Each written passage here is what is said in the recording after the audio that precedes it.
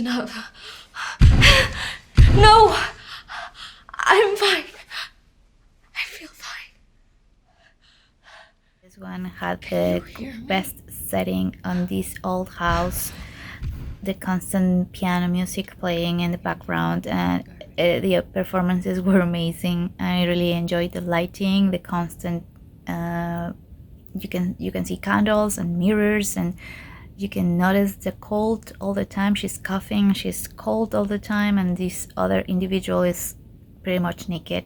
I have to be honest, I couldn't really figure it out. I didn't understand it quite good, but I still enjoyed it. It was great. I really liked this. I thought that it was really well done. The scene, the location that they were using was beautiful and really intriguing visually as well.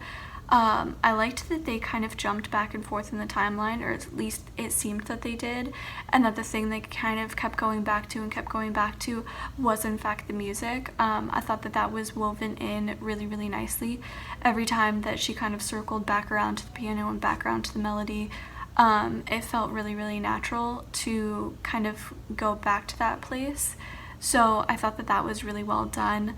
I liked that they didn't outright say what had gone on outside the house or what was going on, actively going on outside the house.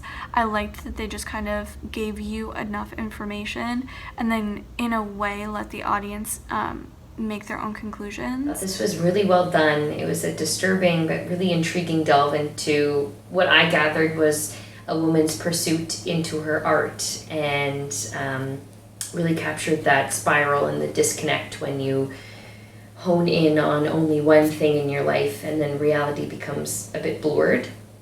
I loved the location, the set dressing, and there was really small moments throughout that were super well thought out. Even just watching her lighting candles, it felt like you were really a fly on the wall in the home, which was very helpful for the piece, and very fully realized world where I very much wanted to know next what was going to happen next. I really like the scene where she's taunting the ghost over a candlestick, and the room is dark and the candlestick is illuminated even though there are no candles actually lit.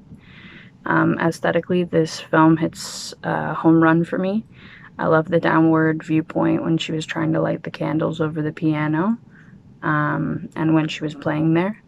The sunken eyes of the spirit and his searching gaze were both somber and off-putting.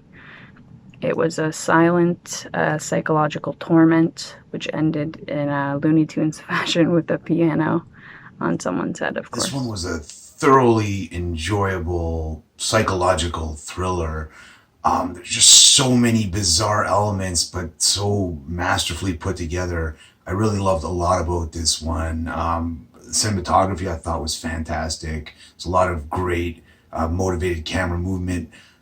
The editing, the set was amazing. The props, I just loved it all. The performances were great, especially for somebody with no dialogue. The man at the table was just really interesting to look at for sure, and his expressions, it all played into it so well. And of course, the performance by the lead thought was just remarkable. She does a fantastic job of carrying us through this, and it could not have been easy, given the text and the whole premise of it all, which again I thought was just really interesting, kind of out there, and for me at least, it's kind of things you want in this sort of psycho thriller horror. It has a very Edgar Allan Poe vibe to it.